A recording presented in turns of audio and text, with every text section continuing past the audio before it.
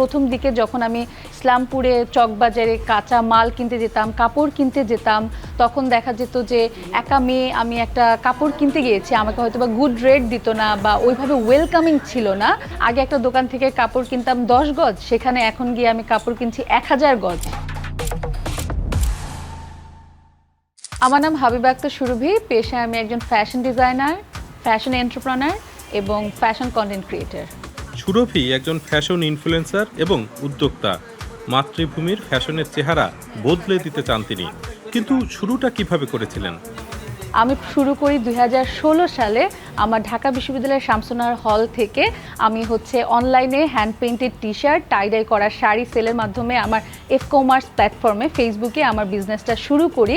সুরভির টাকার দরকার ছিল, আর সেটা শুধু কাপড় কিনতে নয়, বিদেশে উচ্চশিক্ষার স্বপ্ন পূরণের জন্য। তো এই চিন্তা থেকে 2018 সালে আমি কন্টেন্ট ক্রিয়েশনটা শুরু করি, এবং ওই কন্টেন্ট ক্রিয়েশনটা শুধু অ্যাজ এ কন্টেন্ট ক্রিয়েটর আমাকে পরিচয় দেয়নি, সেই সাথে আমি যে ড্রেসগুলো ডিজাইন করছি সেই ডিজাইনের ওয়াটারমার্ক হিসেবেই এই কন্টেন্টগুলো কাজ করেছে।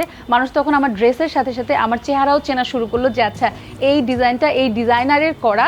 আমার পরিচিতি এবং আমার কন্টেন্টের পরিচিতি একসাথে সবার কাছে পৌঁছে যাওয়া শুরু করলো। একজন নারী হিসেবে নানা প্রতিবন্ধকতার মুখে পড়েছিলেন তিনি। পুরুষ প্রধান শিল্পে শুরুতে তাকে কেউ পাত্তা দিতে চায়নি।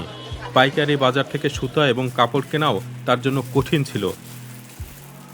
তিনি সেসব বাধা অতিক্রম করেছেন, তবে এখনও অনলাইনে আক্রমণের শিকার হচ্ছেন, যদিও সুরভি সেসব আর পাত্তা দিতে চান না।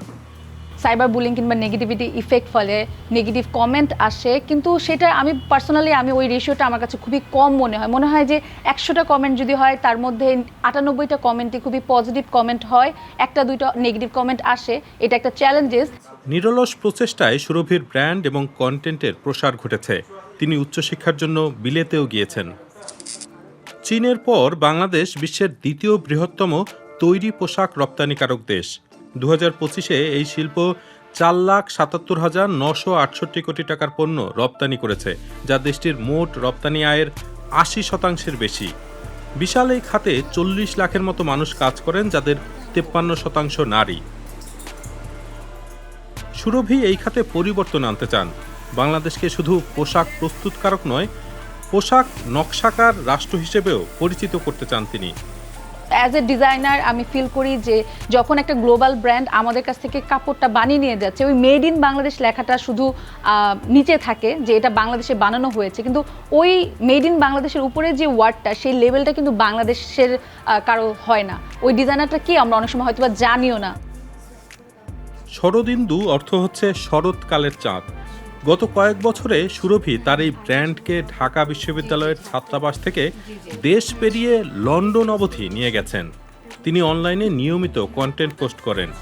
সোশ্যাল মিডিয়াকে আয়ের উৎস হিসেবে দেখেন সুরভি, এজন্য সেখানে সবসময় সক্রিয় থাকা জরুরি মনে করেন।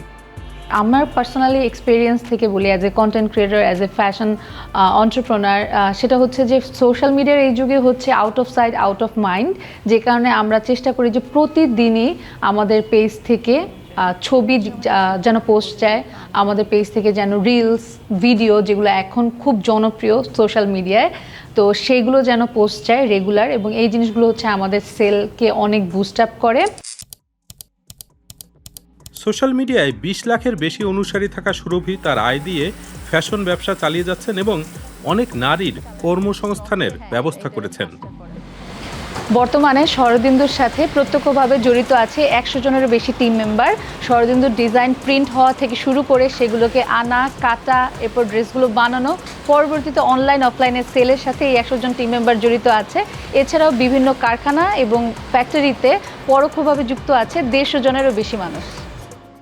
হাবিবা আক্তার সুরভি তার ব্র্যান্ডকে বিশ্বের নানা প্রান্তে ছড়িয়ে দিতে চান, বিশেষ করে যেখানে বাঙালির সংখ্যা বেশি।